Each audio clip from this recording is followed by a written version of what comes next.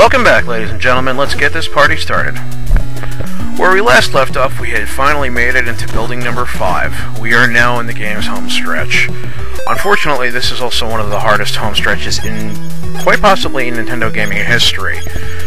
I'm not gonna lie, this is one of the ones where if you weren't driven completely insane by the train and a couple of other things, you're about to get exposed to a level of unadulterated insanity in this area.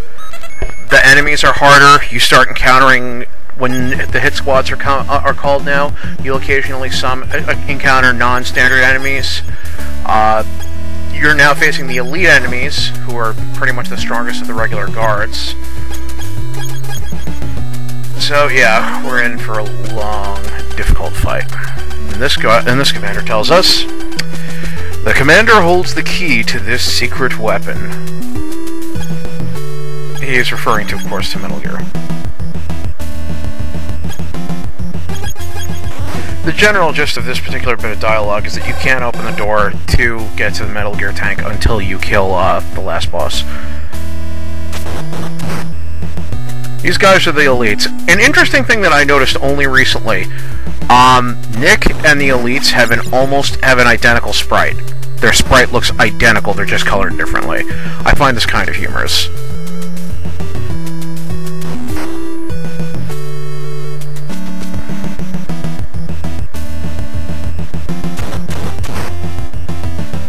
Making a brief detour to this floor to get some items.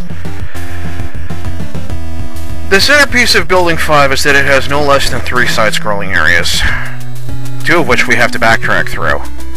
This is going to be a pain in the ass.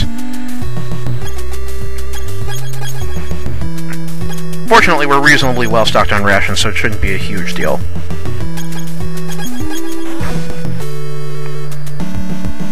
Ah, there we go. Yes, there's another pit there. And now we're ranked 5. What is Metal Gear? I have never heard of it.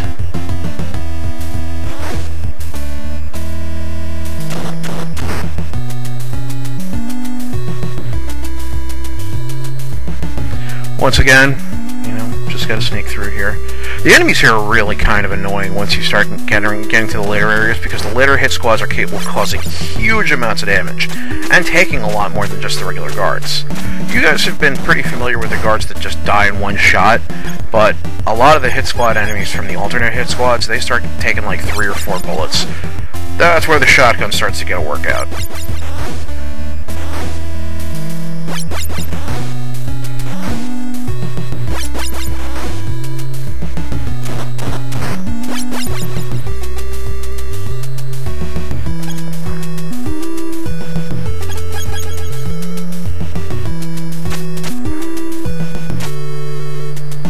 You may have noticed that we stocked up on some explosives right there. That's because one of the areas is basically... you remember that first naval lock that we had to crawl through in the side-scrolling segment? Picture along the lines of that, only about 5 or 6 times harder, and you have basically the connector between Building 5 and Building 6. Interestingly, there's no real delineation between Building 5 and Building 6 other than this.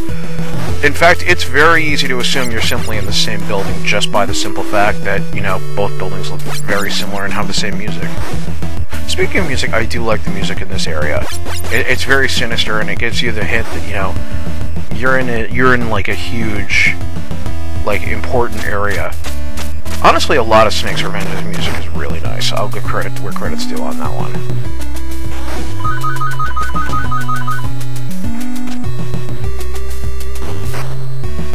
Sorry about that, phone. Alright, now we're in the basement. As you see, there's 3 doors here. That right one is the one that leads us to the Building 6, but if we go there now, we miss out on numerous critical items. You don't have to go on the left one at all, but you'll miss out on a couple of extremely useful items if you do. And as you can see, side-scrolling areas have done nothing to stop sucking after all this time. They're still a complete pain in the ass, and yes, you still have to deal with a huge, inordinately large hit squad the second that you sound the alarms at all.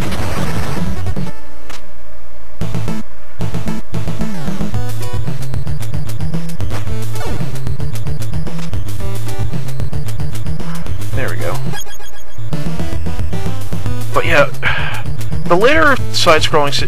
Honestly, the side-scrolling stages are just completely ridiculous. See that? There's another one right there. Another very sneaky trick right there. You're thinking, oh, I can crawl under that. No, you can't. It's another one designed to screw. There's another one. This whole area is like custom designed to screw with players. Although this is actually better designed than some of the other side-scrolling areas. And there's another one of those electrocutors. I hate those. Starting in this area, you start encountering no-win scenarios with these things. Like, if you shoot the electrocutor to death, you waste about, 20 bullets, and you have to, and if you try to, jink it, you're either going to get spotted, or you're going to wind up hitting one of the mines and taking some damage from it. It's a very annoying setup. God, I hate the electrocutors. There's also a version that does nothing but sound alarms. Sadly, all the ones here are the electrical ones.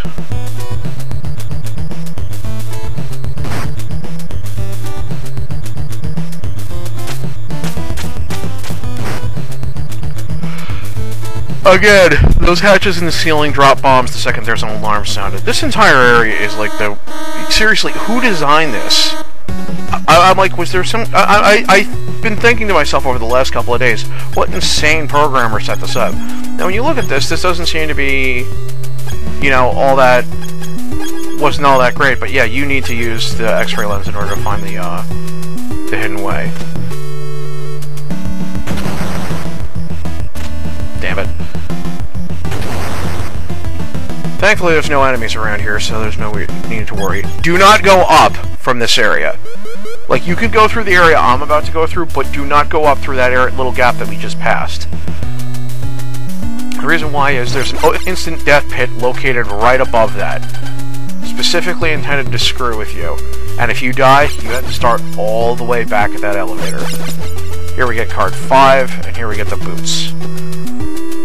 Card 5 obviously opens card 5 doors, but the nicest thing that we get here is the boots. The boots let us walk across spikes with no damage whatsoever as long as we have them equipped. Very useful. We're going to stock up on ammo here for a little bit, and with good reason.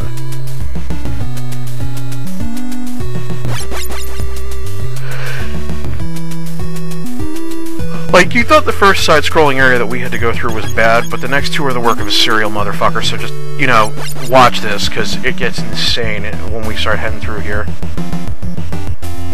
Fortunately, the SMG is perfectly tolerable for handling the regular guards, so we don't have to worry too much about not having enough pistol bullets. And if we do wind up in a situation where we do have to fight outside of the side-scrolling area as well, that's what the shotgun's for. Alright, we got what we came here for, let's get out of here.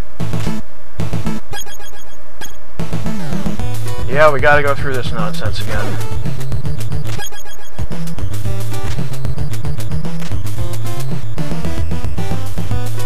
Yes, we seriously went through all of that for one room with 3 items in it. One of which is a restockable.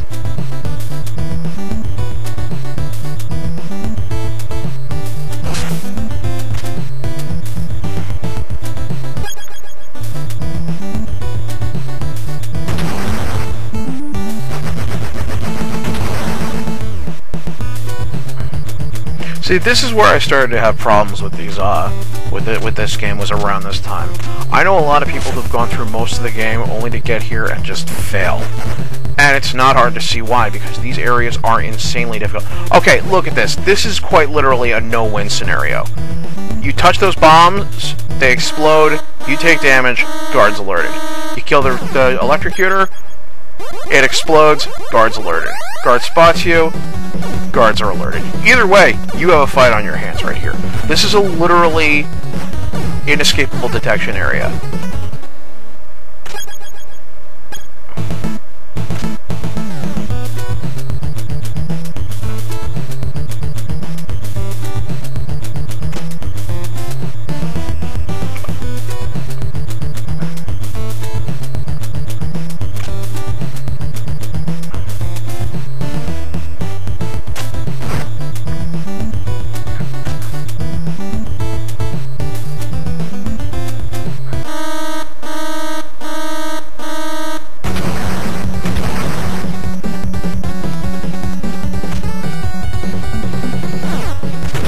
I hate these side-scrolling areas. And here we have the Grenadiers. These guys will start appearing as regular enemies soon, by the way. They are infinitely more annoying than the regular guards are, too. So, yo, dog, I heard you like side-scrolling levels, so we put a side-scrolling level on the side-scrolling level. Oh, fucking hell. Look at all these.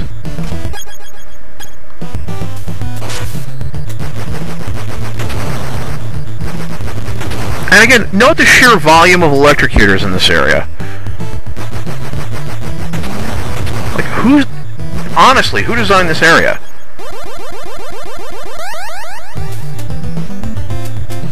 Like, I suppose it can be argued that this is the last area in the game, so you want to have it, you know, suitably impressive. But in practice, this is just a pain in the ass.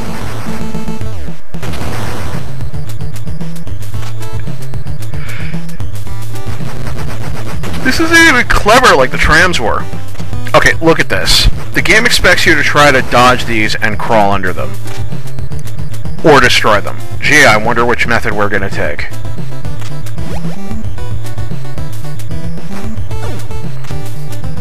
Another dick thing right there. If you duck at all there, you gotta use a fucking air tank. Alright, I figured, you know what, screw it. We're gonna... If we're dying, we're taking this guy out with us. Yeah, and he still spots us, of course. But we made it. And here we're gonna give our boots a test.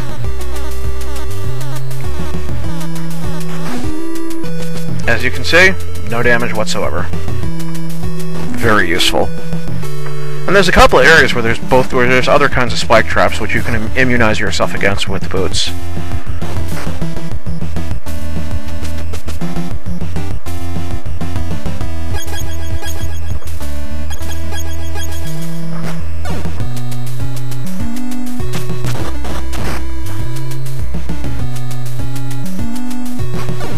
Alright, there's a couple of items we went specifically to this area for. Two in particular, actually. And there's one.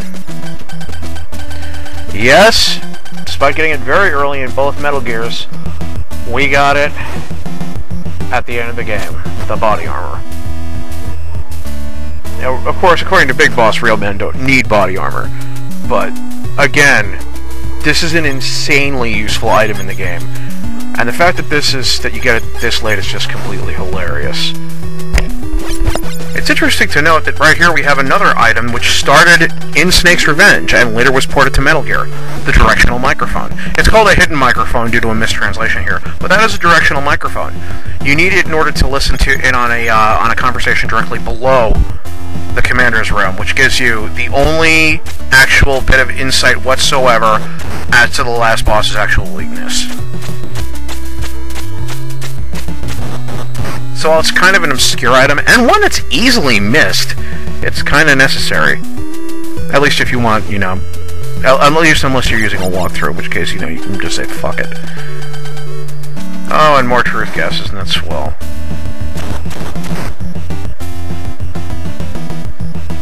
You know, I'm willing to bet that if I was to analyze every last bit of information I've gotten from the enemy officer so far, and stacked it end on end on end on end, the ones in which I didn't get anything useful whatsoever out of them would grossly outnumber the ones that actually give useful information. I'm just saying. And yes, just as was the case with the last area we entered, that we're done there. We actually have to go all the way back now. This is why people got nuts about the side-scrolling areas. Not only because they're, you know, balls out hard, but because they're monotonous as all hell. There's so many of them, too. And there's no real way to get around them. You have to fight your way through those.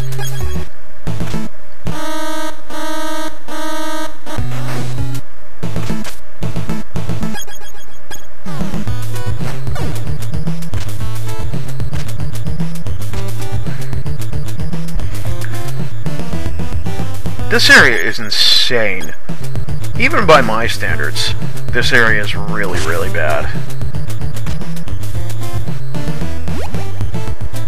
You know, it's kind of interesting. Normally there's okay, this is what I was talking about. We're low on ammo already, but the only way we can really get past that is by killing those. The game expects you to have to try to jink them by taking advantage of the fact that there's dips in the floor, and that there's areas that will allow you to jump over the electrocutors. But do you really trust the game's fucking jump mechanics when, you know, we've seen cases where I'll jump over something and then I'll get hit by it anyway? Yeah, that's what I thought.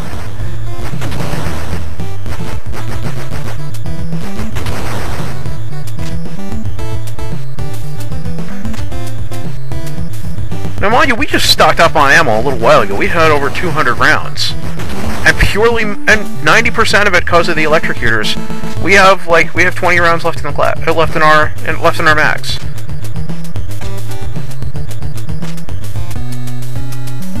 Oh, we made it out at least.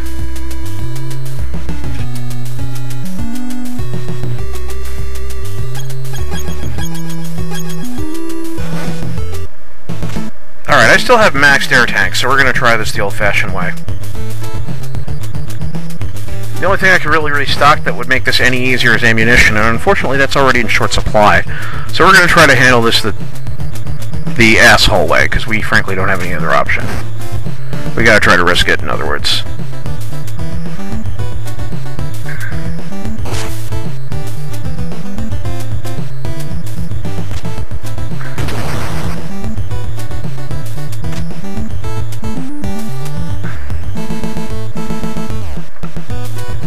Alright, here's the canal lock. The worst part is, you actually have to go back through this if you miss anything. Oh, and again, if you die on any of these, you go back to that elevator in the center. Any of these, you die. Back to the elevator in the center.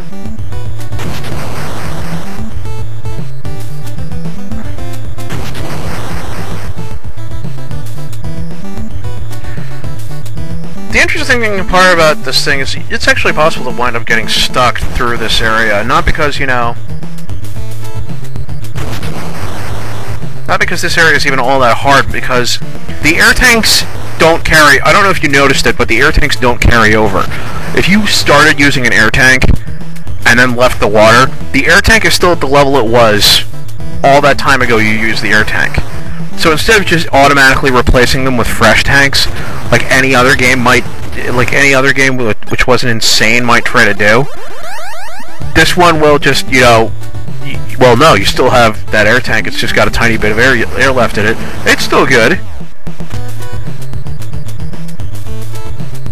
Again, look at what I'm having to do here because I don't got the ammo for this shit.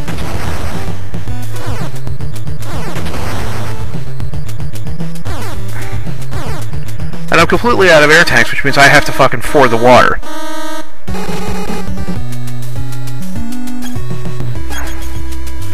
Ugh, we made it. Considering this area, I think we're just about to stop for the moment. I really don't have a lot to comment on this area because this area is just a pain in the dick. We're finally in Building 6, though.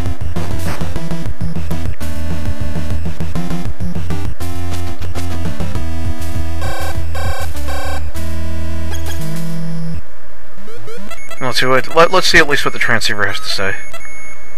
I found plans for Metal Gear 2. The enemy's commander is going to launch nuclear missiles all over the world. Hurry up. That's helpful.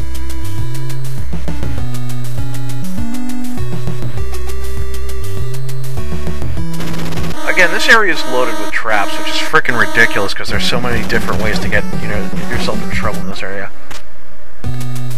And yeah, that sounding the alarm is pretty much a good indication that I need to stop for the moment. Stay tuned for the next and hopefully last episode of the Snake's Revenge run.